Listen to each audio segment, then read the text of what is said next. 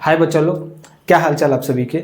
शुरुआत 1.0 course crash course का ये आपका पहला वीडियो लेक्चर है और इसमें आज हम बात करेंगे चैप्टर नंबर 1 क्लास 12th का रिलेशंस एंड फंक्शन, जो कि आपका CUET UG 2026 में सबसे पहला चैप्टर कंसिडर करा जाता है। उसमें सेट नहीं है, लेकिन सेट मैंने क्यों लिखा है वो मैं आपको आगे जाके बताऊंगा।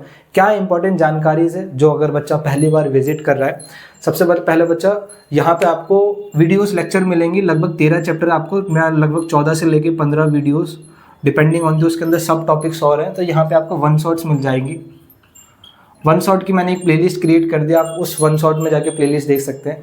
उसी के साथ उसी वन शॉट वाली प्लेलिस्ट में आपको लाइव क्लासेस के भी रिकॉर्डेड लेक्चर्स मिल जाएंगे और आपकी जो लाइव क्लास है वो डेली बेसिस पे रात के 10 बजे से लेके 11:30-12 बजे तक आपकी चलती रहती है। और इसमें हम बेसिकली PYQs क्वेश्चंस को प्रैक्टिस करते हैं और जो कि मोस्ट एक्सपेक्टेड क्वेश्चन है CUET 2026 में मैथमेटिक्स में आ सकते हैं। ठीक है, डिपेंडिंग ऑन किस तरीके का एग्जामिनेशन लेवल रहेगा इस साल, तो वो सारे मैं आपको डेली बेसिस पे कराऊंगा। तो ये डेली क्लास होती है। ठीक है, तो इसकी रिकॉर्डेड लेक्चर भी आपको, मतलब इसकी रिकॉर्डेड फॉर्मेट भी आपको प्लेलिस्ट में मिल जाएगी एंड आपको वन शॉट भी उसी प्लेलिस्ट में मिल जाएगी। ठीक है, अब वन शॉट करने के बाद हम कोशिश करेंगे कि अगर किसी एक पर्टिकुलर चैप्टर का वन शॉट हो जाता है तो उसके लगभग हम जो लाइव क्लास है उसमें 200 करीब PYQs लगाएं। ठीक है, 200 के करीब हम क्वेश्चंस प्रैक्टिस करें एंड उसके बाद हम नए चैप्टर का वन शॉट आपको प्रोवाइड करें एंड देन उसके बाद आपके 200 क्वेश्चंस के आपके PYQs हों। तो इसी तरीके से मैं प्लेलिस्ट भी बना दूंगा ताकि आपको चीज़ें ढूंढने में दिक्कत नहीं होगी। आप जब भी ये वीडियोज़ देखें, सबसे पहली बार आप कोशिश करिए लाइव अटेंड करिए। ठीक है, दूसरी चीज़, अगर आप ये जब भी वीडियोस देख रहे हैं रिकॉर्डेड फॉर्मेट में चाहते हैं तो उसी तरीके से आप सबसे पहले उसकी थ्योरी लेक्चर कंप्लीट करिए, अंदर उसके बेसिस पे जितने भी रिकॉर्डेड लेक्चर्स में हमने क्वेश्चन प्रैक्टिस करे वो सारे लगाइए और फिर अगले चैप्टर पे जाइए। ठीक है, अब यहाँ पे कई अलग अलग तरीके के बच्चे होंगे, भैया कैसे पढ़ना है, कब पढ़ना है, कितने बजे से पढ़ना है, कोई स्ट्रेटेजी से बता दो। तो देखो बच्चा, स्ट्रेटेजीज उतनी कुछ है नहीं। ठीक है, क्योंकि ज़्यादा स्ट्रेटेजीज काम की आती नहीं है, मैं आपको बताऊँगा, आप उसको फॉलो नहीं कर पाएंगे। डेफिनेटली ये है कि आप अपने हिसाब से आपको जो टाइम सूट ले लगे उसमें पढ़ो। ठीक है, रिकॉर्डेड क्लास आपको वन शॉट के फॉर्मेट मिल जाएगी, 13-14 ही क्लासेस होंगी। ठीक है, भले लंबी होंगी क्योंकि डिपेंडिंग ऑन द चैप्टर की लेंथ कितनी है। ठीक है, तो वो आपको पूरे एंटायर डे में, एक दिन में, 2 दिन में कभी भी कंप्लीट कर लेने। लेकिन हाँ, थ्योरी लेक्चर देखने के बाद ही PYQs ज़रूर लगाना। ठीक है, ऐसा ना हो कि डायरेक्ट आप PYQ पे जम करें और मैं कुछ ऐसे कॉन्सेप्ट वहाँ पे PYQ में बहुत तेज़ी से निकाल दूँ जो आपके दिमाग से ऊपर से चले जाए। ठीक है, तो इस बात का तो आपको ध्यान रखना पड़ेगा। और थ्योरी लेक्चर्स की बात करेंगे, हर चीज़ डिटेल में रहेगी। जिस बच्चे ने आज तक कुछ नहीं पढ़ा उसको भी समझ में आएगा। जो बच्चे ऑलरेडी सिलेबस कवर कर चुके हैं उनके लिए मैं एडवाइस करूंगा इस थ्योरी लेक्चर्स को 2x की स्पीड में देखो, जल्दी खत्म करो, रिवाइज करो। अपने नोट्स में जो चीज़ें ऐड करनी है, जो मैं यहाँ पे आपको बताऊंगा, हो सकता है कुछ ऐड करने का मौका मिल जाए तो वो चीज़ें ऐड कर लो। नोट्स बनाते समय एक चीज़ का ध्यान रखना है, जो भी चीज़ मैं पढ़ा रहा हूँ उसको हैंड रिटन नोट्स बनाओ। नोट्स की मैं PDF दे सकता हूँ लेकिन मैं दूंगा नहीं, क्योंकि खुद बनाओगे तो याद रहेगा। कोशिश करो ज़्यादा बड़ा ना लिखते, छोटा लिखो ताकि कम पेज में आपकी नोट्स कंप्लीट हो जाए। ठीक है, जिससे ये होगा आपके दिमाग में रहता है कि बस इतना ही पढ़ना है और ये चीज़ें आपके काम आएगी आपके पेपर में रिविज़न करने में। ठीक है, हर नोट्स के बाद लगभग 2 से लेकर 3 पन्ने खाली छोड़ने। ठीक है, क्योंकि मैं आपको बेसिकली जब भी यहाँ पे लाइव क्वेश्चंस कराऊंगा PYQs, उसमें कुछ ऐसे कॉन्सेप्ट होंगे जो क्वेश्चन के माध्यम से क्लियर होंगे, तो वो आपको अपने नोट्स में ऐड करने होंगे। उसके अलावा अगर मैं बात करूंगा, वो बच्चे जो ऑलरेडी अभी क्लास 12 पास आउट हुए हैं, यानी अभी जस्ट पास आउट हुए और CUET का अटेम्प्ट दे रहे हैं, उनके दिमाग में एक कन्फ्यूज़न है कि भैया वो बच्चे जो ऑलरेडी 1 साल का ड्रॉप ले चुके हैं उन्होंने तो बहुत कुछ पढ़ा है, हम उनके साथ कैसे कंपेयर कर पाएंगे। ठीक है, इसका टेंशन मत लो। अब तक जितने भी बच्चों ने पढ़ा है बहुत धीरे स्लो स्पीड में पढ़ा है, भले उन्होंने ड्रॉप लिया है, भले वही सिलेबस वो दोबारा पढ़ा है, लेकिन बहुत स्लो स्पीड में पढ़ा है। और जब बच्चों के पास ज़्यादा टाइम होता है तो बच्चे अपने टाइम को इधर उधर बहुत वेस्ट करते हैं। ठीक है, तो घबराने की ज़रूरत नहीं है। उन बच्चों का आपका लेवल एकदम सेम है, उनकी भी थ्योरी ठीक ठाक क्लियर है, आपकी भी थ्योरी ठीक ठाक क्लियर है, क्योंकि आपने बोर्ड की अच्छे से तैयारी करी। बस आपको और अच्छे से अच्छे क्वेश्चंस लगाने। तो थ्योरी लेक्चर्स को ज़रूर देखिएगा, वन शॉट में इसको ज़रूर कवर करिएगा 2x की स्पीड में। एंड उसके बाद रोज़ रात को 10 बजे आपकी लाइव क्लास होगी, उसको ज़रूर ज्वाइन करिएगा। ठीक है, चलिए आगे स्टार्ट करते हैं। मैं चैप्टर्स के बारे में आपको अब धीरे मतलब एक करके ये चैप्टर आपको कंप्लीट कराते जाता हूँ। इस वन शॉट वीडियो में हम basically sets, relation and function को कवर करेंगे।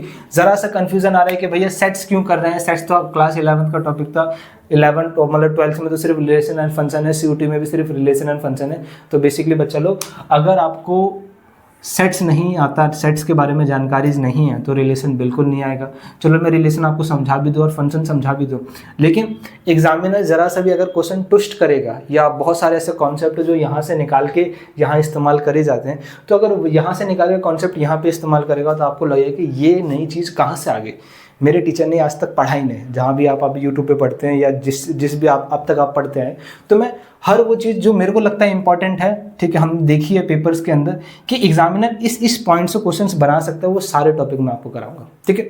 So class 11th and class 12th का मिक्स होगा, और क्लास 12th में क्लास 11th का बस उतना ही पोर्शन इंपॉर्टेंट मैं कराऊंगा जो कि रिक्वायरमेंट है सीयूटी यूजी 2026 के लिए, सारा नहीं कराने वाला, तो घबराने की ज़रूरत नहीं है।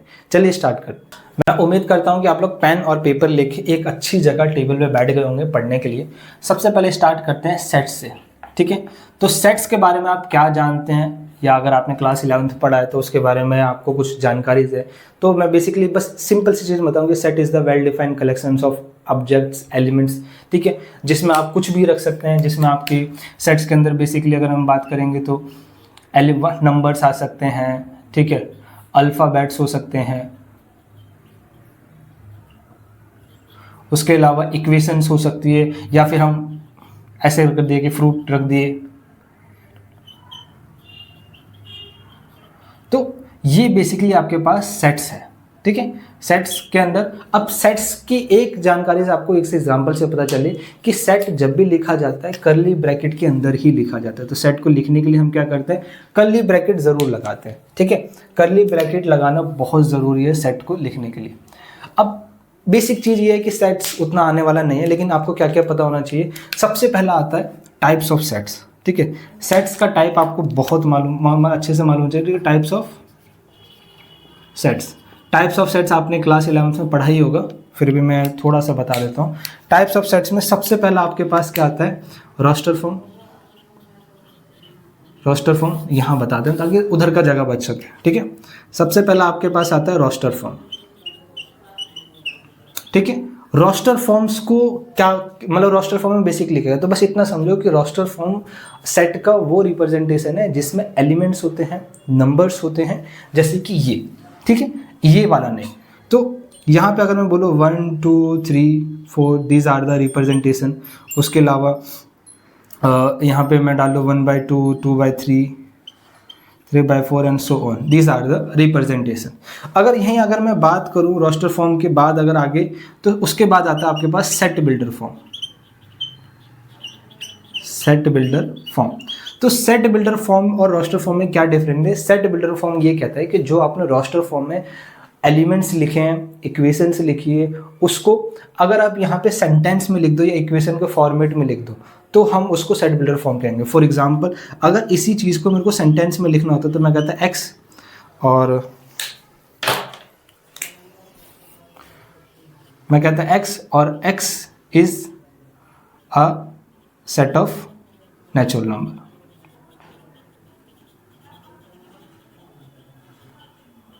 ठीक है। उसके अलावा अगर इक्वेशंस है तो कुछ तरीके से एक्स है, एक्स किसी एक इक्वेशन के बराबर हो और इक्वेशन कुछ इस तरीके की है, n/1। आप खुद रख के देख लो, अगर 1 रखता हूँ, ठीक है, और पहले मैं बता दूँ n क्या, where n belongs to natural number, ठीक है। So these are the representation science. अगर आपको रिप्रेजेंटेशन साइन भी नहीं मालूम है तो दिक्कत दे जाएगा, ठीक है।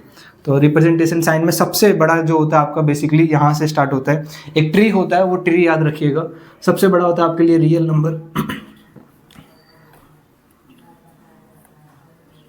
रियल नंबर होता है रिप्रेजेंटेशन आर से। रियल नंबर बेसिकली दो अलग अलग नंबर से मिलके बना है। एक है सबसे पहला रैशनल, दूसरा इर्रेशनल। रैशनल को रिप्रेजेंटेशन क्यू से करते हैं ऐसे यहाँ, और इसको क्यू डैश से, लेकिन क्यू डैश का उतना ज़रूरत पड़ता नहीं, ठीक है। रैशनल हो गया। रैशनल के बाद आता है, रैशनल में भी दो तरीके के। रैशनल क्या होता है याद रखिएगा, रैशनल जो p/q के फॉर्मेट में लिखते हैं। अब p/q के फॉर्मेट में दो तरीके के नंबर हो सकते हैं, एक जो प्रॉपर डिवाइड हो जाए, एक जो डिवाइड होने के बाद पॉइंट्स में वैल्यू दे। तो दो तरीके के नंबर्स आ गए। सबसे पहले कौन से आ गए, डेसिमल, डेसिमल नंबर और नॉन डेसिमल नंबर। ठीक है। नॉन डेसिमल नंबर जिसमें पॉइंट्स नहीं आते हैं, एग्जैक्ट नंबर आता है 2 3 4 -2 -3 0, दीज आर द नंबर्स। तो कौन कौन से नंबर्स होंगे नॉन डेसिमल में? तो नॉन डेसिमल में भैया 0 हो सकता है। नॉन डेसिमल में क्या नाम है, 1 से लेके इनफाइनाइट तक वैल्यू जा सकती है, तो 1 2 डॉट डॉट डॉट डॉट, इसी तरीके से -1 -2 and dot dot dot dot so on, minus में भी जा सकती है। अब यहाँ पे अगला फॉर्मेट आता है कि सिर्फ 1 से लेके अगर हम इनफाइनाइट की बात करेंगे तो इसको बोला नेचुरल नंबर, रिप्रेजेंटेशन में n से कर देता हूँ, इसको मैं बोलता हूँ होल नंबर, रिप्रेजेंटेशन में w से कर देता हूँ, और इतना ये जो पोर्शन है ये पूरा का पूरा यहाँ से लेकर यहाँ तक का, दिस इज इंटीजर। इंटीजर को दूसरी तरीके से ये भी कहा जाता है कि ये जो नंबर है यहाँ से 0 को इंक्लूड कर दिया जाए, इतना पोर्शन, तो ये मेरे पास पॉजिटिव इंटीजर है, ये मेरे पास नेगेटिव इंटीजर है, ठीक है। और बेसिकली जो 0 है वो आपका पॉजिटिव इंटीजर 9, मतलब नॉन पॉजिटिव नॉन नेगेटिव 0 वो नंबर होता है, लेकिन फिर भी हम 0 को पॉजिटिव इंटीजर के अंदर ही कंसीडर करते हैं। तो ये आपको मालूम होने चाहिए रिप्रेजेंटेशन, ठीक है। सो यहाँ पे मैं ये कह रहा हूँ कि जो स्मॉल n है, स्मॉल n कोई रिप्रेजेंटेशन है, बस मैंने इक्वेशन का फॉर्मेट लिख दिया कि x किसी n/n+1 के बराबर है, तो n किसी नेचुरल नंबर के बराबर है। अब नेचुरल नंबर कुछ भी हो सकता है, 1 2 3 4 5, पहला हम 1 से पिक करते हैं। देखो अगर आप यहाँ पे 1 रखते हो, यहाँ पे अगर आप ने 1 रखा तो नीचे 1 + 1 मिलेगा विच इज़ 1/2, ठीक है। अगर मैं यहाँ पे 2 रखता हूँ तो नीचे 2 + 1 मिलेगा विच इज़ 2/3। अगर मैं यहाँ पे 3 रखता हूँ तो नीचे 3 + 1 मिलेगा विच इज़ क्या नाम है आपका 3/4। तो ये आपका बेसिकली क्या हो गया, 2 अलग अलग तरीके के सेट्स रिप्रेजेंटेशंस हो गए, जो कि आपको मालूम होने चाहिए। क्यों मैं ये सिखा रहा हूँ आपको, बेसिकली क्लास 11th में आपको ये मालूम आना चाहिए था कि इसको इससे बनाना, इससे ये बनाना, मतलब आपको जानकारी होना चाहिए कि 2 अलग अलग तरीके के सेट होते हैं। क्लास 12th और सीयूटी के लिए ये इंपॉर्टेंट है कि आपको रोस्टर फॉर्म देख के सेट बिल्डर फॉर्म बनानी आती है कि नहीं आती है, सॉरी, आपको सेट बिल्डर फॉर्म देख के रोस्टर फॉर्म बनानी आती है कि नहीं आती। जब तक आप किसी सेंटेंस वाली या किसी इक्वेशन वाली फॉर्म से एलिमेंट्स नहीं निकाल पाएंगे तो हम किस तरीके से डिसाइड कर पाएंगे कि सेट ए और सेट बी के बीच में किस किस तरीके की रिलेशन बन रही है, कौन कौन से ऑर्डर पेयर आ सकते हैं, किस किस तरीके का फंक्शन बन रहा है, कितने एलिमेंट होंगे, क्या डोमेन होगा, क्या रेंज होगा, समझ में आ रहा है। तो ये इंपॉर्टेंस है कि आपको इस तरीके का कन्वर्जन आना चाहिए। अब सेट्स के बारे में जानकारी हो गई जो कि बहुत इंपॉर्टेंट थी आपके लिए। अब अगला जो टॉपिक है आपके लिए वो है कार्टेशियन प्रोडक्ट, ठीक है। कार्टेशियन प्रोडक्ट क्या है बेसिकली, और कार्टेशियन प्रोडक्ट से आपकी रिलेशंस की शुरुआत होती है। तो कार्टेशियन प्रोडक्ट बहुत अच्छे से समझिए। कार्टेशियन प्रोडक्ट का ये मतलब है कि हमारे पास बेसिकली 2 सेट है, सेट ए सेट बी, और या फिर हम बोले ये सेट ए ये सेट बी। तो सेट ए से सेट बी में जितने भी ऑल पॉसिबल्स ऑर्डर्ड पेयर बन सकते हैं उसको हम कार्टेशियन प्रोडक्ट कहते हैं। तो अब ऑर्डर्ड पेयर क्या नाम है, ऑर्डर पेयर का क्या नाम, तो बेसिकली हमने कहा कि हम पेयर बनाएंगे सेट ए के सेट बी के एलिमेंट्स के साथ। मैं आपको दिखाता हूँ किस तरीके से, ठीक है। सो मान लीजिए मेरे पास 2 सेट हैं, सेट नंबर ए और सेट नंबर बी, और सेट ए में मेरे पास एलिमेंट है 1 2 3, 1 2 3 छोड़ देते हैं, ठीक है। मैं एलिमेंट लेता हूँ ए बी एंड सी, और सेट बी में पी क्यू और आर, ठीक है, इस तरीके से।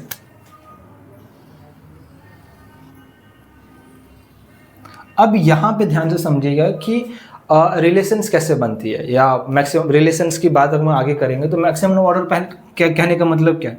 तो मैं कह रहा हूँ कि अगर ए ये एलिमेंट्स है, ये एलिमेंट्स है और ये इमेजेस है, ठीक है, ये आपकी इमेज हो गई, ये आपकी एलिमेंट हो गई। तो हमने कहा कि ए ने बी के साथ एक, ए ने पी के साथ एक इमेज बनाई, ए ने पी के साथ एक इमेज बनाई, this is known as the order pair.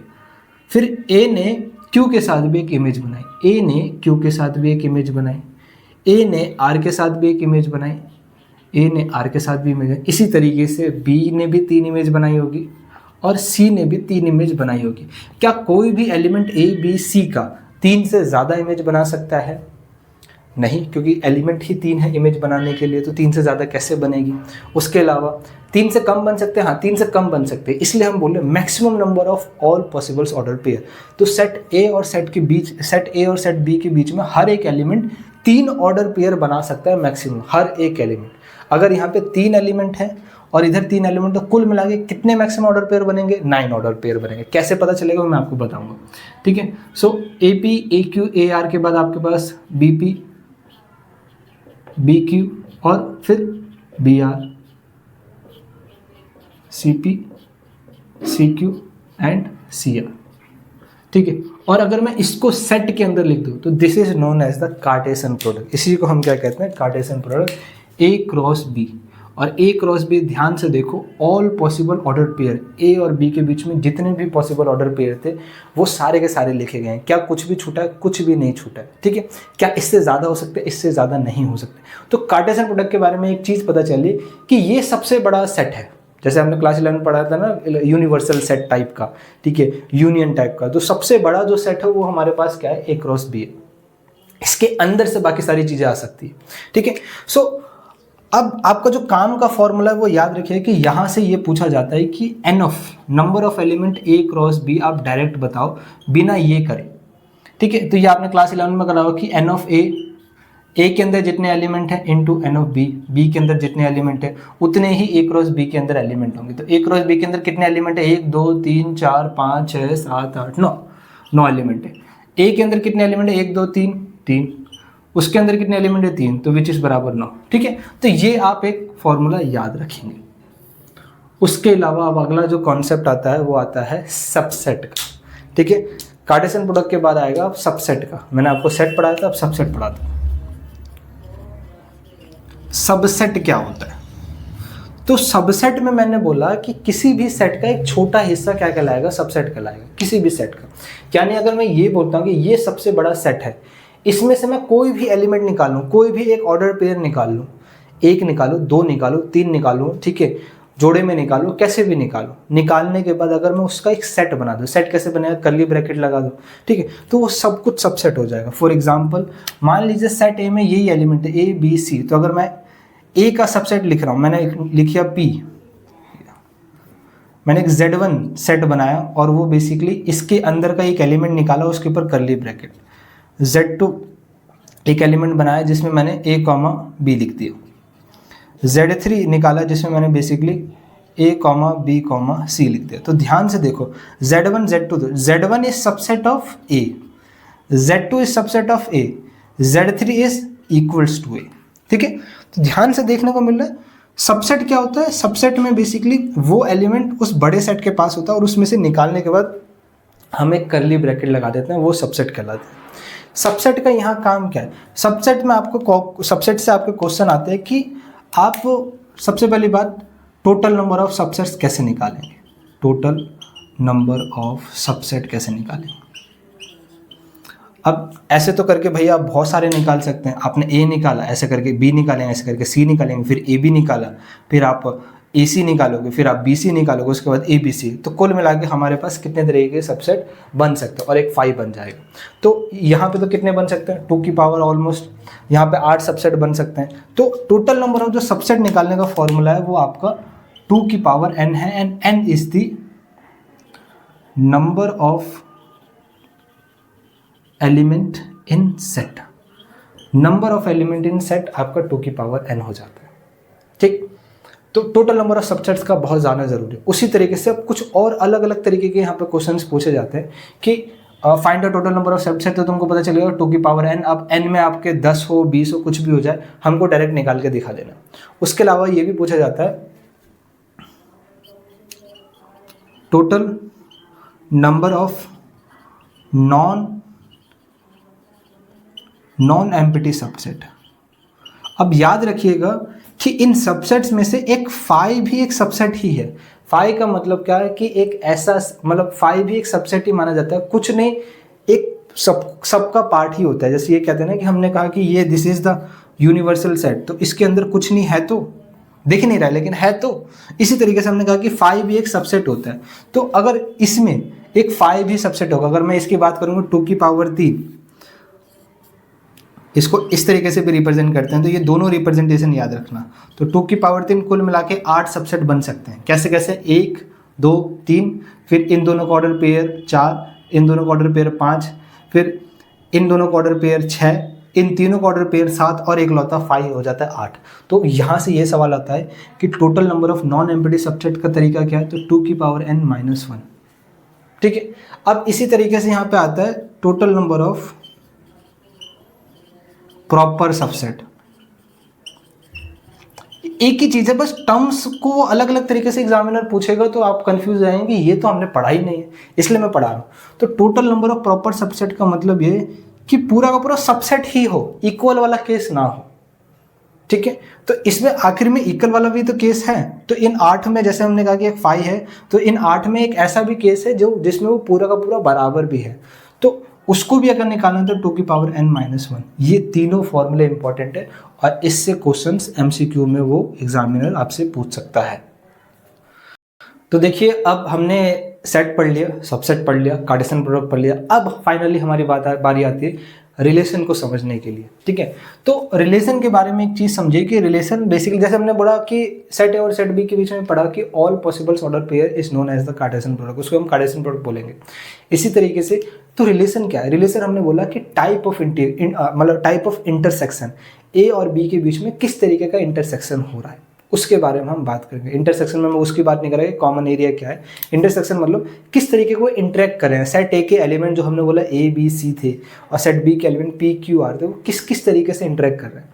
हो सकता है कि ए सिर्फ पी के साथ इंटरेक्ट करे, ना ही क्यू के साथ कर रहा है, ना ही आर के साथ कर रहा है। तो इस तरीके भी और मतलब इस तरीके की भी इंटरेक्शंस हो सकती है, तो उसी को हमने बोला रिलेशन। तो रिलेशन में आपको एक चीज़ समझ में आया कि अगर मैं आपको रिलेशंस के एग्जाम्पल लिख के दिखाऊँ तो देखो, ध्यान से देखो। R1 बेसिकली हमने बोला है कि सेट ए और सेट बी, और सेट ए या सेट बी अपने दिमाग में वही रखो जो मैंने लिखे थे, ए बी सी और पी क्यू आर, लिख देता हूँ फिर भी, ठीक है। This is known as the A B C का सेट है और this is known as the P Q R का सेट है, ठीक है। सो मैंने एक ऐसी तरीके की रिलेशन बनाए जिसमें मेरे को सिर्फ ये ऑर्डर पेयर मिला ए पी, ठीक है। एक दूसरी तरीके रिलेशन मिला है जिसमें मेरे को सिर्फ क्या नाम है बी क्यू मिला। एक तीसरी तरीके के रिलेशंस बनाए जो कि मेरे को A P B Q B R, इस तरीके के रिलेशन में एंड सो ऑन, आगे जाके बहुत सारे मिलते चले जाएंगे। तो रिलेशंस को अब ध्यान से ऑब्जर्व करोगे तो ये पता चलेगा कि जो यहाँ पे है वो एक्चुअल में यहाँ पे भी है, जो यहाँ पे है वो एक्चुअल में यहाँ पे भी है। A P B Q B R, A P B P B R, ठीक है, वो आपका यहाँ पे भी है। तो एक चीज़ तो ये पता चल गई कि अगर इस रिलेशंस में जितनी भी रिलेशंस है वो सब इसके अंदर है। जिस तरीके से हमने देखा था कि सबसेट में जितने भी क्या नाम है मैं निकाल रहा था Z1 Z2 Z3 वो ए के अंदर थे, तो हमने बोला कि Z1 इज सबसेट ऑफ ए। उसी तरीके से हम बोल सकते हैं कि relation is subset of A cross B. तो ये एक इम्पॉर्टेंट इन्फॉर्मेशन है कि relation is subset and equals to A cross B, यानी रिलेशन कार्टेशियन प्रोडक्ट के सबसेट भी हो सकती है और उसके बराबर भी हो सकती है, ठीक है।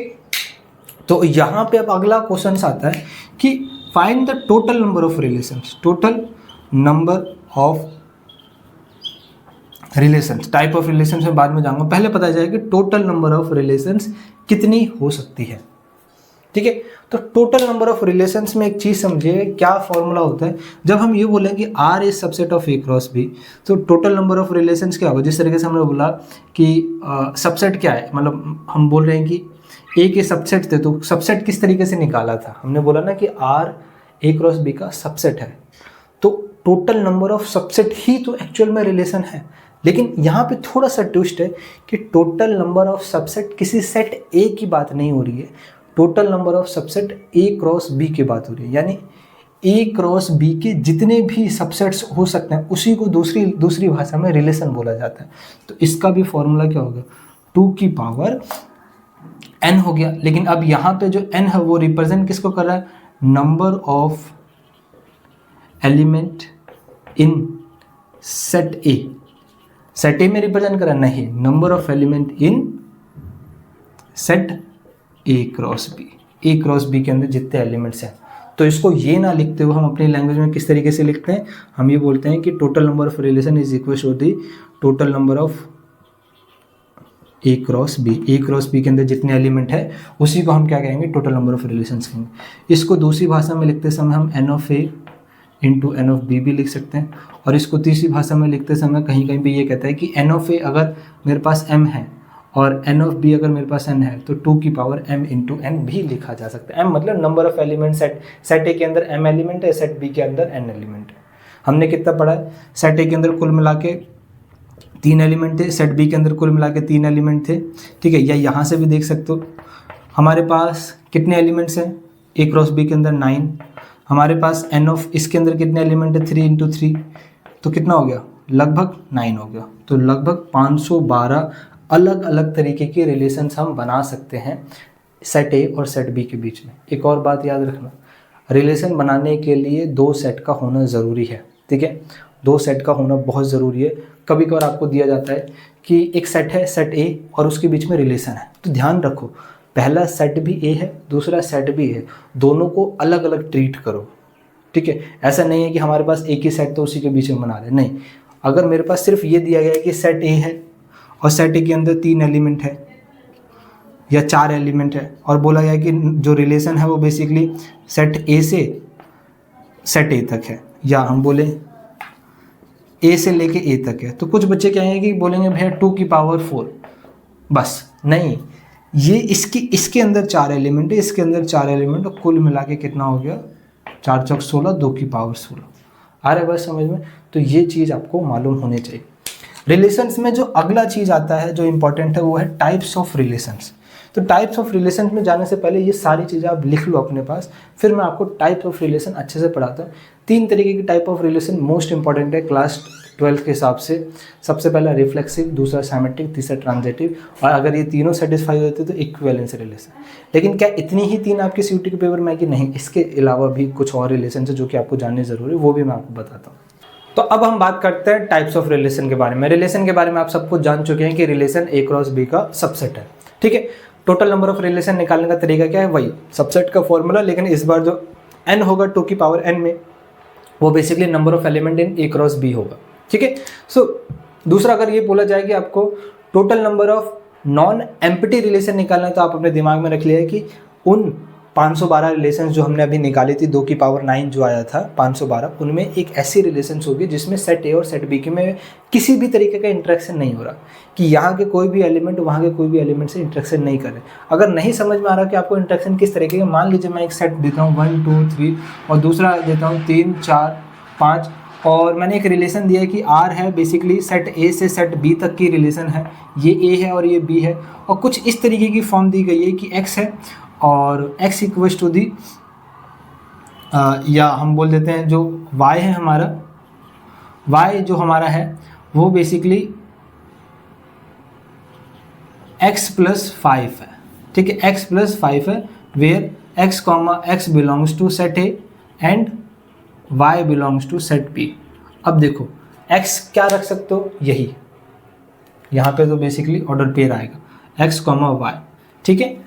अब X क्या रख सकते हो आप, सेट A का एलिमेंट, क्योंकि यहाँ पे बोला है X A से बिलोंग कर रहा है, तो 1 2 3 रख के देख सकते हो। तो Y की वैल्यू कितनी आएगी, 1 रखने पे 1 + 5 6, Y की वैल्यू 2 रखने पे 2 + 5 7, Y की वैल्यू 3 रखने पे 3 + 5 विच इज़ क्या नाम है आपका 8 हो जाएगा। सो क्या कोई भी Y सेट B के अंदर बिलोंग कर रहा है, नहीं, तो ये बेसिकली एक तरीके की कैसी रिलेशन होगी, नॉन मतलब एम्प्टी रिलेशन हो गई, जिसमें सेट A और सेट B के बीच में किसी भी तरीके की इंटरेक्शन नहीं है। ये रिलेशंस यहाँ पे सूट ही नहीं कर सकती है, ठीक है।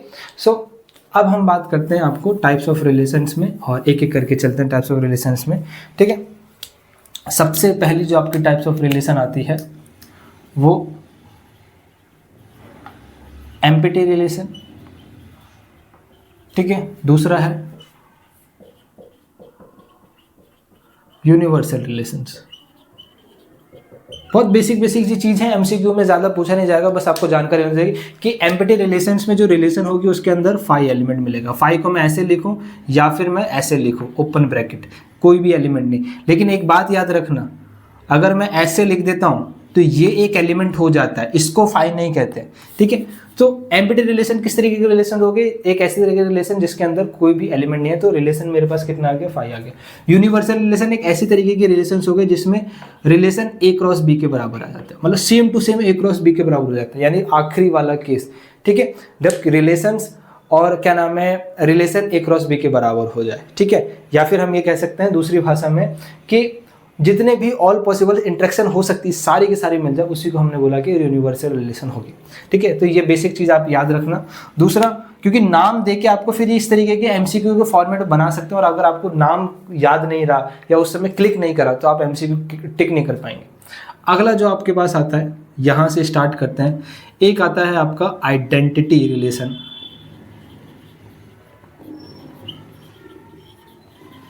आइडेंटिटी रिलेशन, और उसी के साथ आपका आता है रिफ्लेक्सिव रिलेशन।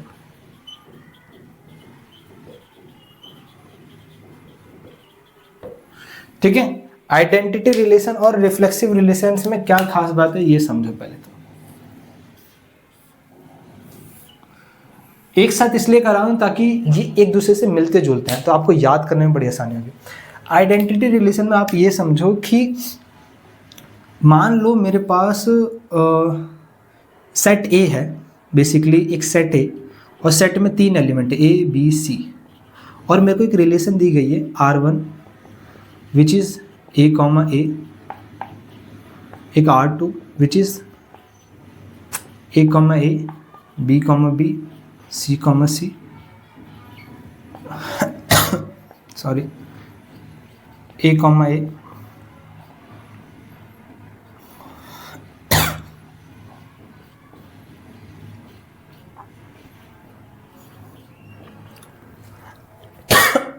सॉरी। ठीक है, तो इस तरीके की मेरे को रिलेशंस दी गई। तो आइडेंटिटी रिलेशंस का ये कहना है कि कोई भी रिलेशन हो, अगर उसमें कोई भी एलिमेंट खुद के साथ इमेज बना रहा है, खुद के साथ, ओनली एंड ओनली सिर्फ खुद के साथ ही इमेज बना रहा है, ठीक है, या खुद के साथ ही ऑर्डर्ड पेयर बना रहा है, तो उसको हम आइडेंटिटी रिलेशंस कहते हैं। ठीक है, तो अब यहाँ पे ध्यान से देखो, इसको देखो, R1 ए कॉमा ए खुद के साथ ऑर्डर पेयर है, ये आपका एक आइडेंटिटी रिलेशन होगा। R A comma A, B comma B, C comma सी खुद के साथ है, भले कितने भी एलिमेंट हो, ये आपका एक आइडेंटिटी रिलेशन होगा। R3 ए कॉमा ए है, बी कॉमा बी है, सी कॉमा सी है, ठीक है, लेकिन ये ए कॉमा डी यहाँ क्या कर रहा है, इसलिए ये आइडेंटिटी रिलेशन नहीं होगा। आइडेंटिटी रिलेशन पूछेगा नहीं, आपको डिफरेंस मालूम होना चाहिए। आइडेंटिटी रिलेशंस में ये कहता है कि आप कोई सी भी रिलेशन लो, उसमें जितने भी एलिमेंट लेना है कोई फ़र्क नहीं पड़ता आप लो, लेकिन हर एक एलिमेंट की इमेज खुद के साथ ही होनी चाहिए, और उस रिलेशन में इसके अलावा ऑर्डर पेयर होना ही नहीं चाहिए। रिफ्लेक्सिव रिलेशन जस्ट इससे थोड़ा सा अपडेटेड है। क्या है उसमें, बेसिकली रिफ्लेक्सिव रिलेशन यहाँ पे ये कहता है कि मान लीजिए आपके पास वही सेट ए में 3 एलिमेंट है, तो वहाँ वो लिखा पड़ा है। मान लीजिए आपके पास कोई ए है, ए बेसिकली रिप्रेजेंट कर रहा है number of element this A B C, इसको रिप्रेजेंट कर रहा है। अगर ए किसी बड़े सेट से बिलोंग कर रहा है, ठीक है, ए किसी बड़े सेट से बिलोंग कर रहा है, ठीक है, तो उसमें ए कॉमा ए रिलेशन से बिलोंग करना चाहिए। फॉर एग्जाम्पल देखिए, और यहाँ पे कंडीशन ये है फॉर ऑल की, for all A belongs to set A. अगर फॉर ऑल वाली कंडीशन यहाँ पे अप्लाई नहीं होती है, लेकिन वहाँ पे अप्लाई होती है फॉर ऑल वाली, कि सेट ए के अंदर जितने भी एलिमेंट है, सेट ए के अंदर जितने भी एलिमेंट है, सबका ऑर्डर्ड पेयर खुद के साथ उस रिलेशन में होना चाहिए। तभी ये बोला गया ना फॉर ऑल, सबका ऑर्डर्ड पेयर उस रिलेशन में होना चाहिए। याद रखो वापस, सेट ए के अंदर जितने भी एलिमेंट है, सेट ए के अंदर जितने भी एलिमेंट है, ठीक है, सबके लिए उनका ऑर्डर्ड पेयर रिलेशन से बिलोंग करेगा, उसी को हम रिफ्लेक्सिव कहते हैं। तो यहाँ पे केसेस देख लो, क्या ये एक रिफ्लेक्सिव रिलेशन है? ये एक आइडेंटिटी रिलेशन है, लेकिन रिफ्लेक्सिव नहीं है। क्यों? क्योंकि सेट ए के पास ए भी है, बी भी है, सी भी है, तो यहाँ पे सिर्फ ए कॉमा ए है। ए कॉमा ए एक आइडेंटिटी रिलेशन को करता है, लेकिन फॉर ऑल की कंडीशन सेटिस्फाई नहीं कर रहा है, इसलिए वो रिफ्लेक्सिव नहीं है। इसको चेक करो, ए comma A, B comma B, C comma सी, ध्यान से देखो, फॉर ऑल की कंडीशन सेटिस्फाई होगी, हर एक एलिमेंट ने खुद के साथ इमेज बनाई है, दोनों कंडीशन रिफ्लेक्सिव की सेटिस्फाई होगी, ये एक आइडेंटिटी रिफ्लेक्सिव रिलेशन होगा। इसको चेक करो, ए comma A, B comma B, C comma C. A comma D का फर्क इस पे पड़ता है, ए कॉमा डी का फर्क उस पर नहीं पड़ता। डिफरेंस मालूम होना चाहिए। ए कॉमा डी का फर्क इस पे पड़ रहा है, ए कॉमा डी का फर्क उस पर नहीं पड़ रहा। रिफ्लेक्सिव रिलेशन बस इतना कह रहा है कि मैं रिलेशन देखते समय बस इतना चेक कर रहा हूँ कि जितने भी ऑर्डर्ड पेयर है उसमें सेट ए में जितने भी एलिमेंट है सबकी इमेज खुद के साथ बन के उस रिलेशन के अंदर है कि नहीं है। अगर है तो वो एक रिफ्लेक्सिव रिलेशन है। उससे ज़्यादा एलिमेंट है, मेरे को उससे लेने देना नहीं है, उससे ज़्यादा हो तो भी वो रिफ्लेक्सिव होगा, अगर उससे कम हो जाते हैं तो रिफ्लेक्सिव रिलेशन नहीं है। आ रहा है बात समझ में? आइडेंटिटी रिलेशन कहता है ए कॉमा ए के अलावा कुछ होना ही नहीं चाहिए, कुछ भी होना नहीं चाहिए, खुद के साथ इमेज बनाने के अलावा कुछ नहीं होना चाहिए। तो ये एक आपका रिफ्लेक्सिव रिलेशन है, लेकिन ये आपका एक रिफ्लेक्सिव रिलेशन है लेकिन आइडेंटिटी रिलेशन नहीं होगा। ठीक है, ये बेसिक डिफरेंस आपको आइडेंटिटी और रिफ्लेक्सिव नंबर में पता होना चाहिए। अब रिफ्लेक्सिव में और भी केसेस आते हैं आगे। ठीक है, तो मैं आगे और चलता हूँ, तब तक आप इसको नोट डाउन कर लो। अब जो आपके सामने तीसरे तरीके की रिलेशन है, वो आपकी बेसिकली दो तरीके की रिलेशन है, और जिसमें ये वाली रिलेशन बहुत कम पूछी जाती है, लेकिन मैं आपको बता देता हूँ। इसको कहते हैं इन्वर्स रिलेशन,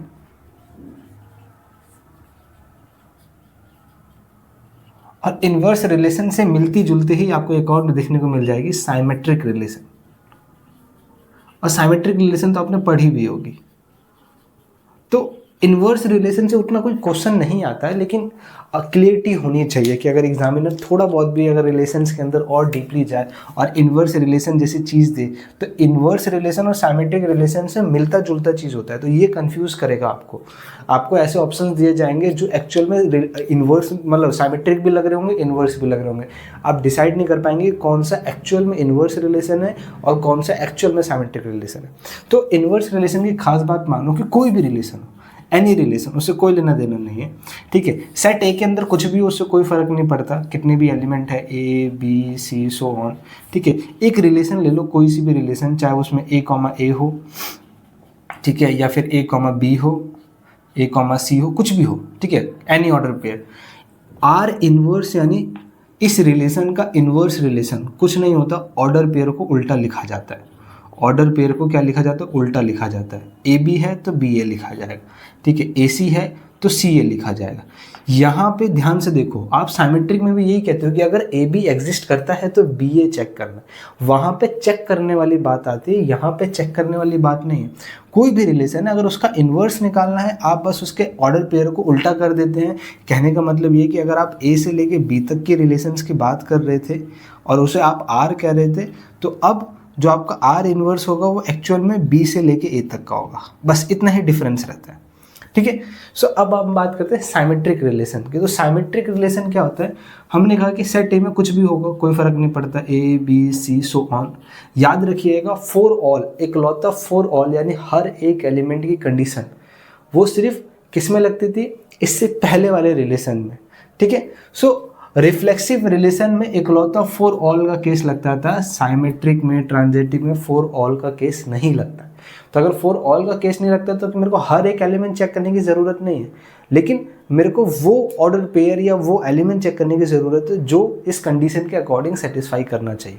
फॉर एग्जांपल, ये कंडीशन, ये साइमेट्रिक रिलेशन ये कहता है कि मान लो आपके पास कोई भी रिलेशन है, ठीक है, आप उसका कह सकते हैं कोई भी रिलेशन है, उस रिलेशन में एक ऑर्डर पेयर होगा। ठीक है, वो order pair A comma A भी हो सकता है, वो order pair A comma B भी हो सकता है, कुछ भी होगा। अगर वो ऑर्डर पेयर उस रिलेशन के अंदर है, ठीक है, उस रिलेशन के अंदर है, तो ये कहता है, अगर वो साइमेट्रिक रिलेशन होगी तो वो ये कहता है कि अगर ए कॉमा बी रिलेशन के अंदर है तो बी कॉमा ए भी रिलेशन के अंदर होगा। आ रहा है बस समझ में? ए कॉमा बी अगर रिलेशन के अंदर है तो बी कॉमा ए भी रिलेशन के अंदर होगा। कहने का इन सिंपल मतलब है कि ए अगर बी का दोस्त है तो बी भी ए का दोस्त है, साइमेट्रिक रिलेशन ये कहता है। ठीक है, यहाँ पे फॉर ऑल का केस नहीं है, यहाँ पे एक्चुअल में मेरे को सिर्फ ये देखना है कि अगर ए भी दिया जाता है तब भी बी ए चेक करा जाएगा। याद रखना, ए बी दिया जाता है तब भी बी ए चेक करा जाएगा। अगर ए बी ही नहीं दिया गया है तो बी ए चेक करने की बात ही पैदा नहीं होती है। ठीक है, मैं आपको केस समझाता हूँ। देखो, आपने ये कहा कि, कंफ्यूज नहीं करूँगा, सबसे पहले ये लेते हैं ए कॉमा ए, एक ऑर्डर R1 है, R2, A comma B, R3, A comma A, B comma B, C comma C, R4, A comma A, B comma B, C comma C, A comma B, B comma A, R5 A, B, B, A, R6 A, B, B, A,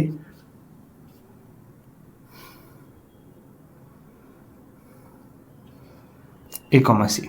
ठीक है, ये मैं आपको basically satisfy कर रहा हूँ। देखो ये सारे केसेस देख लो, सारे समझ में आ जाएगा। कंडीशन यही है, अगर A, B ऑर्डर पेयर में है तो B, A चेक करना है, और B, A अगर ऑर्डर पेयर के अंदर होगा तो सिमेट्रिक रिलेशन होगा। बात को ध्यान रखना, अगर A, B रिलेशन के अंदर है तो B, A चेक करना है। अगर B, A आपको रिलेशन के अंदर मिलता है, ठीक है, तो सिमेट्रिक रिलेशन है, नहीं मिलता है तो असिमेट्रिक रिलेशन है, सिमेट्रिक रिलेशन वो नहीं है। दूसरा चीज, अगर A, B ही रिलेशन में नहीं है, उस केस में सिमेट्रिक होगा कि नहीं, उस केस में 100% सिमेट्रिक। फॉर एग्जांपल यहाँ पे A, B नहीं है, A, A ही है, कहीं दिख रहा है A, B टाइप नहीं दिख रहा। तो ये कहने का मतलब है कि अगर A का दोस्त है तो इसको उल्टा भी लिखा जाए तो भी कहा जाएगा A का दोस्त है। तो याद रखना, इससे एक पॉइंट हमेशा दिमाग में रख लो, single order pair of same element, ठीक है, खुद के साथ इमेज बनाने वाला सिंगल ऑर्डर पेयर हमेशा सिमेट्रिक रिलेशन होता है। ये बात आपको हमेशा अपने दिमाग में रखनी है, ठीक है। सिंगल ऑर्डर पेयर का रिलेशन जिसमें ऑर्डर पेयर भी सेम एलिमेंट के हों, वो हमेशा एक सिमेट्रिक रिलेशन होता है। ये आपसे सवाल में MCQs में पूछा जा सकता है कि any relation having the single order pair and the set A element या फिर one make a image with a one, ठीक है, is it a symmetric relation और नॉट, ठीक है। इस तरीके का MCQs में क्वेश्चन बनाया जाएगा, तो आपको पता होना चाहिए। ये आप साइड में अपने पॉइंट में लिख लो।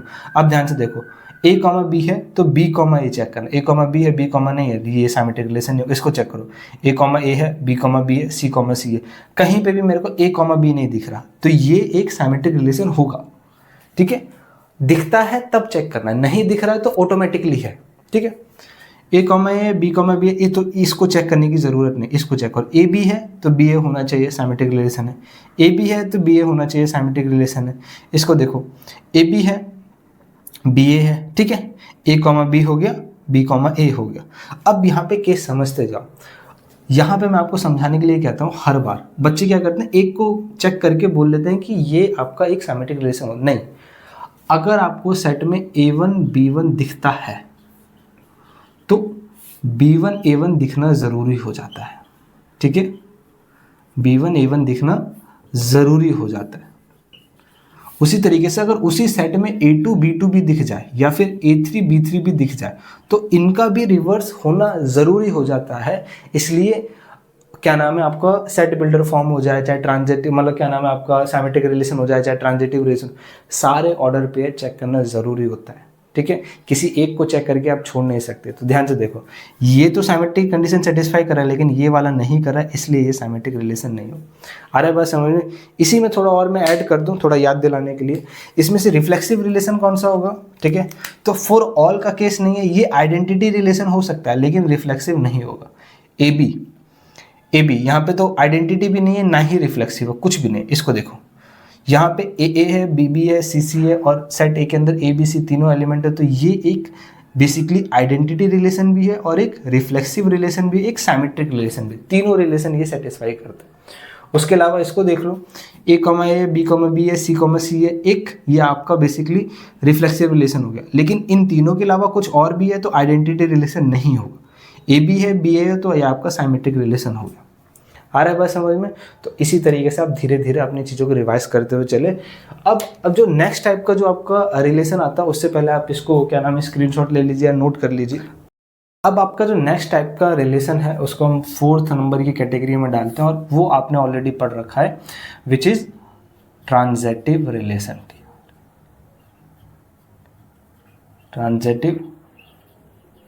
ट्रांजिटिव रिलेशन आपको मालूम होना चाहिए किस तरीके से चेक करा जाता है, ठीक है। यहाँ पे ट्रांजिटिव रिलेशन के लिए कुछ बातें याद रखिएगा, ठीक है। जैसे कि फॉर ऑल का केस यहाँ पे होता नहीं है, तो सेट ए के अंदर कितने भी एलिमेंट हो उससे कोई लेना देना नहीं है। फॉर ऑल का केस लग नहीं रहा है, मेरे को रिलेशन चेक करनी थी। रिलेशन में कोई भी रिलेशन है, उसमें मान लीजिए R1 एक रिलेशन मेरे को दी गई है और उसमें से मैंने एक ऑर्डर पेयर पिक करा और वो ऑर्डर पेयर कुछ इस फॉर्मेट में था, ए कॉमा बी में, यानी ए अलग था बी अलग था, सेम नहीं था, which is belongs to the that relation R1, ठीक है। और उसी रिलेशन में एक और ऑर्डर पेयर था जो इस वाले बी से स्टार्ट हो रहा था और किसी को सी के साथ इमेज बना रहा था, ऑल्सो बिलोंग्स टू द क्या नाम है रिलेशन नंबर 1, ठीक है। इन डेट केस मेरे को ये चेक करना है कि ए सी भी उस रिलेशन में होना चाहिए, ठीक है, तभी मैं उसको ट्रांजिटिव रिलेशन कह सकता हूँ। सिंपल लैंग्वेज में बता रहा हूँ, हमने ये बोला कि अगर ए बी के बराबर है और बी किसी सी के बराबर है तो ए ऑटोमेटिकली सी के बराबर हो जाता है, ठीक है। यही चीज़ को ट्रांजिटिव रिलेशन कहता है कि अगर ए बी आपस में रिलेशन बना रहे हैं, यानी किसी इक्वेशन को सेटिस्फाई कर रहे हैं, और बी सी भी आपस में रिलेशन बना रहे हैं, वो भी उसी सेम इक्वेशन को सेटिस्फाई कर रहे हैं, तो इसका मतलब ए और सी ये दोनों उस इक्वेशन को सेटिस्फाई करेंगे ही करेंगे, कुछ भी हो जाए, ठीक है, अनसेटिस्फाई नहीं कर सकते। अब केसेस समझ लीजिए, केसेस इसमें मैं बता दूं, जैसे आपको सिमेट्रिक में अभी याद होगा, मैंने बताया कि single order pair of same element always are symmetric relations, ठीक है। यहाँ पे याद रखिएगा, इंपॉर्टेंट में रखिएगा ये बात, सिंगल ऑर्डर्ड पेयर, ठीक है, of any element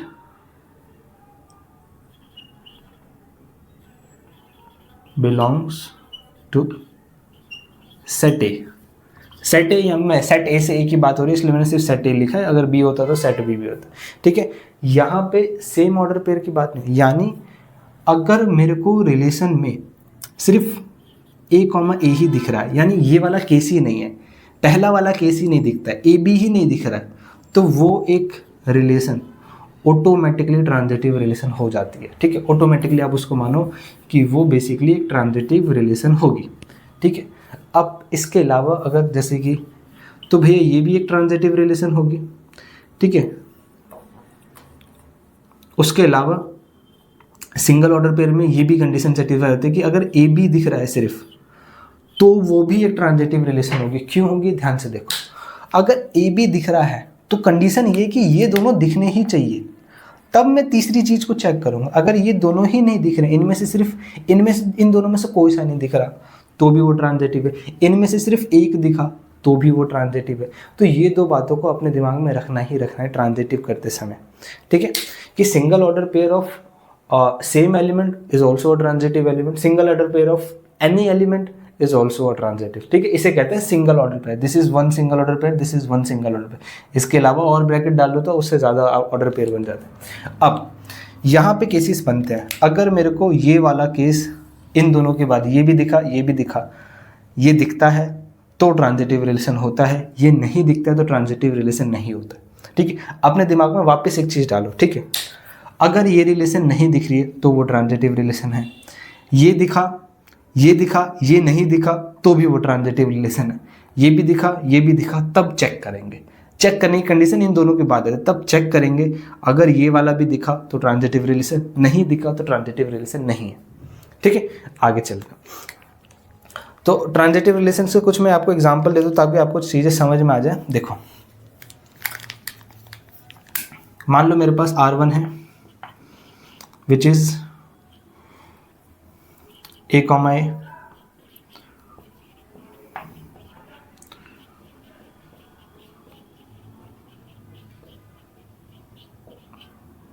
R3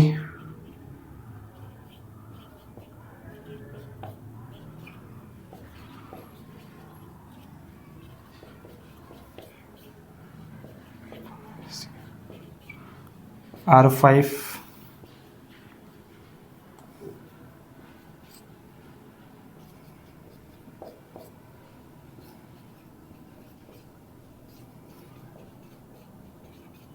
R6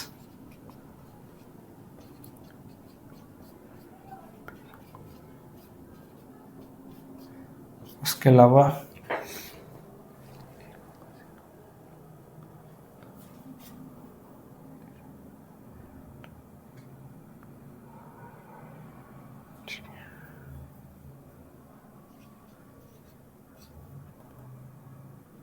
हाँ ठीक है, इसको चेक करते हैं। चलो एक एक करके मैं आपको बताता हूँ, ध्यान से देखो।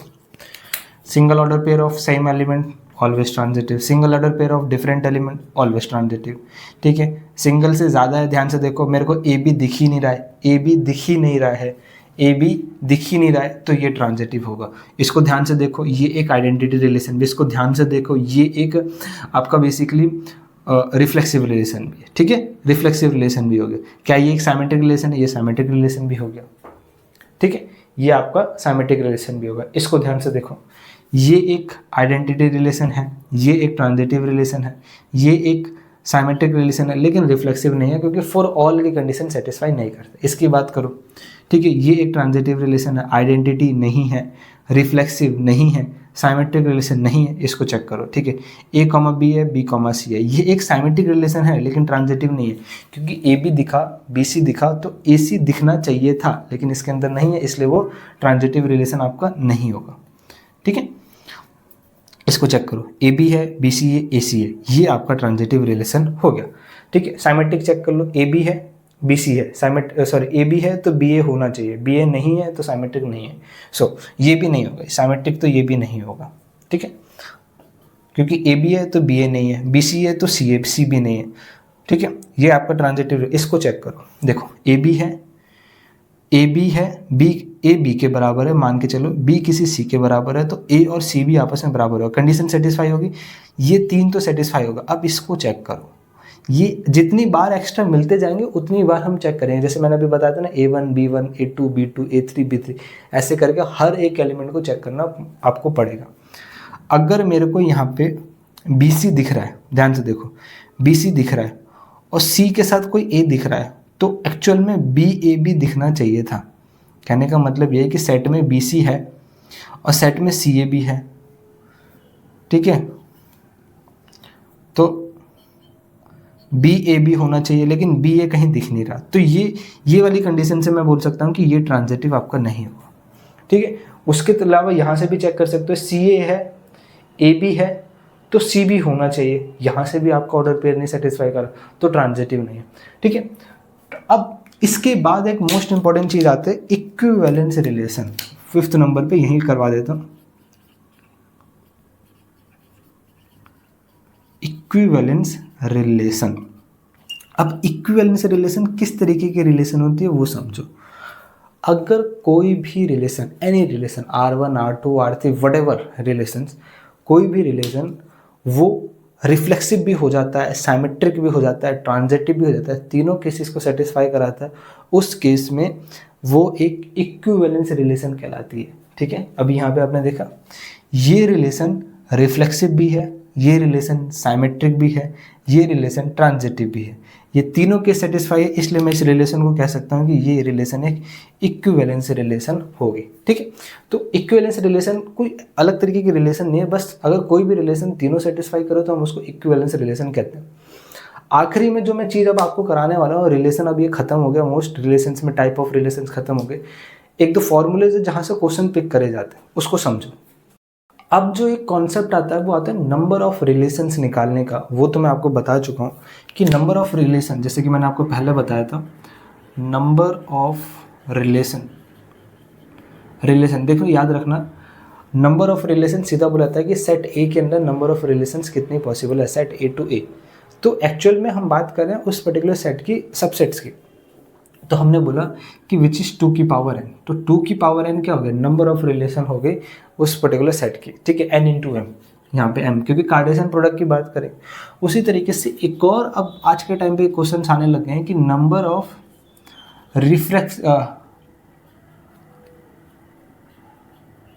रिफ्लेक्सिव रिलेशंस कितनी बन सकती है। तो नंबर ऑफ रिफ्लेक्सिव रिलेशन निकालने का तरीका क्या है, विच इज़, यहाँ पे ये दो फॉर्मूले मैं आपको लिख रहा हूँ, n-1, ठीक है, और इसके अलावा इसी चीज़ को हम n² - n भी लिखते हैं। तो इस तरीके का अगर आपको MCQ के फॉर्मेट में दिख गया नंबर ऑफ रिफ्लेक्सिव रिलेशन, या तो पूछा जाएगा कि हमने रिलेशन दी है, ठीक है, इस एक सेट ए के अंदर इतने एलिमेंट है और उसके हिसाब से आप ये बताओ नंबर ऑफ रिफ्लेक्सिव रिलेशंस कितने होंगे, तो इस तरीके का है निकालने का तरीका। n is the number of element in particular set ए। ठीक है, उसके अलावा अगर हम बात करेंगे यहाँ पे नंबर ऑफ साइमेट्रिक रिलेशन कितनी हो जाएगी, नंबर ऑफ साइमेट्रिक रिलेशन कितनी हो जाएगी। तो नंबर ऑफ साइमेट्रिक रिलेशन निकालने का तरीका क्या है, 2 की पावर n-1 डिवाइडेड बाई 2, और इसको दूसरी भाषा में 2 की power n² - n divided by 2 लिखते हैं। ठीक है, सो ये आपका नंबर ऑफ साइमेट्रिक रिलेशन से भी फॉर्मूलेज, डायरेक्ट फार्मूला या फिर फॉर्मूले का एप्लीकेबल नंबर के फॉर्मेट में आएगा। उसके अलावा आप सोचोगे कि नंबर ऑफ ट्रांजिटिव रिलेशंस का, तो number of transitive relation as such कोई क्वेश्चन नहीं पूछा गया आज तक, और उम्मीद भी नहीं है कि पूछा जाएगा। ठीक है, एक और दूसरे कॉम्पिटिटिव एग्जाम में पूछा जाता है कि नंबर ऑफ इक्विवेलेंस रिलेशंस किस तरीके की हो सकती हैं। तो नंबर ऑफ इक्विवेलेंस रिलेशन निकालने का एक लंबा चौड़ा फॉर्मूला है। ठीक है, मैं आपको कुछ नंबर्स बताता हूँ। ठीक है, आप याद रख लिए कि अगर सेट के अंदर सिर्फ एक एलिमेंट है तो उसकी इक्विवेलेंस रिलेशन 1 होगी। अगर सेट के अंदर 2 एलिमेंट है तो उसकी इक्विवेलेंस रिलेशन 2 होगी। अगर सेट के अंदर 3 एलिमेंट है तो उसकी इक्विवेलेंस 5, सेट के अंदर 4 है तो उसकी रिलेशन 15, सेट के अंदर 5 है तो उसकी रिलेशन 52, और 6 है तो 203। इससे ज़्यादा एग्जामिनर आपसे पूछेगा ही नहीं। ठीक है, तो ये था एंड ऑफ रिलेशन। तो मैंने आपको क्या क्या करा दिया, मैंने आपको इस वीडियो में सेट कराया, सबसे इंपॉर्टेंट सेट कंप्लीट कराया। सेट के बाद सेट के बारे में सारी जानकारी देते, रिलेशन करा दी। अब एक बहुत बड़ा कॉन्सेप्ट बचा है फंक्शन का। इस चैप्टर में सबसे ज़्यादा क्वेश्चन जो पूछे जाते हैं वो बेसिकली फंक्शन से पूछे जाते हैं। ठीक है, रिलेशन से पूछा जाता है, लेकिन अगर हम वेटेज की बात करेंगे तो हमेशा 19-20 में फंक्शन हमेशा 20 होता है और क्या नाम है, रिलेशन 19 होता है। सो मैंने आपको रिलेशन सारा करा दिया, सेट्स आपको सारा करा दिया। तो इस वीडियो में हम आज इतना ही रखते हैं, क्योंकि ज़्यादा वीडियो लंबा हो जाता है तो बच्चे देख नहीं पाते हैं वन शॉट के चक्कर में। सबसे पहले इंपॉर्टेंट ये है कि फंक्शन शुरू करने से पहले आपको रिलेशन के सारे कॉन्सेप्ट क्लियर होने चाहिए, सिर्फ कॉन्सेप्ट के बेसिस पे नहीं चलेगा। अब मैंने आपको रिलेशंस की पूरी कॉन्सेप्ट बता दिए। अब रिलेशन के बेसिस पे मैं आज रात को लाइव क्लास लूँगा। ठीक है, ये 10 बजे, अगर आप बहुत लगभग डेट में बता दो, 11 तारीख 3 बजे करीब आपको ये वीडियो मिलेगी। ठीक है, और 11 तारीख रात के 10 बजे करीब मैं लाइव क्लास में लूँगा। ठीक है, इस लाइव क्लास में हम रिलेशंस के जितने भी इंपॉर्टेंट क्वेश्चन हैं आज तक पूछे गए हैं, NCERT की बुक में, एग्जाम्पलर में, RD शर्मा में, RS अग्रवाल में, डिफरेंट कॉम्पिटिटिव एग्जाम, चाहे वो NCT हो, CUT UG हो, या फिर आपका IP MET का एग्ज़ाम हो, IPU सेट का एग्ज़ाम हो, GMI का खुद का एंट्रेंस एग्ज़ाम हो, इन सारे एंट्रेंस एग्ज़ाम जिनका सिलेबस सेम है, वहाँ से नंबर ऑफ रिलेशन, मतलब रिलेशन और सेट से जितने भी क्वेश्चंस आ सकते हैं वो सारे के सारे मैं आपको उस लाइव क्लास में कराऊंगा। तो लाइव क्लास जाके ज़रूर अटेंड करना। ठीक है, आप लेट वीडियो देख रहे हो तो रिकॉर्डेड वीडियो की प्लेलिस्ट आपको मिल जाएगी, प्लेलिस्ट आप चैनल में जाके विजिट कर सकते हैं। ठीक है, बाकी कोई डाउट आएगा कमेंट बॉक्स ओपन है, कमेंट ज़रूर करना। इसकी आपकी नोट्स तो नहीं, क्योंकि नोट्स आपने ऑलरेडी बना ली होगी। मैं आपको एडवाइस करूँगा इसमें जो एक्स्ट्रा जो PPTs मैं कराऊँगा, उस एक्स्ट्रा PPTs की notes, exact PPT with MCQ format, आने वाले टाइम पे टेस्ट, मॉक टेस्ट, ठीक है, और लेटेस्ट अपडेट सारे टेलीग्राम ग्रुप पे मिल जाएंगे। तो टेलीग्राम ग्रुप का लिंक डिस्क्रिप्शन में, उसको जाके ज़रूर ज्वाइन कर लो। ठीक है, उसके अलावा चैनल को ज़रूर सब्सक्राइब रखो, बेल आइकन हिट रखो, अपने दोस्तों, अपने स्कूल, सब जगह शेयर करो कि यहाँ पे अच्छे से तैयारी हो जाएगी, आपको कहीं पैसा इन्वेस्ट करने की ज़रूरत नहीं, और बहुत अच्छे से तैयारी होगी। ठीक है, आई होप आपको वीडियो अच्छा लगा तो वीडियो लाइक ज़रूर, इसको लाइक ज़रूर करिएगा, शेयर ज़रूर करिएगा। टाइम पे चीज़ें करते रहिए, बैकलॉग लगाने की ज़रूरत नहीं है। किसी भी चीज़ में प्रॉब्लम आ रही है मेरे से कांटेक्ट करने की कोशिश करो, या तो कमेंट करो, या इंस्टाग्राम पे मैसेज करो, टेलीग्राम ग्रुप में मैसेज करो, या पर्सनली मैसेज करो। मैं ट्राई करूँगा आपकी सारी की सारी प्रॉब्लम सॉल्व करने के लिए। स्वस्थ रहो, मस्त रहो, पढ़ते रहो। ठीक है, जय हिंद।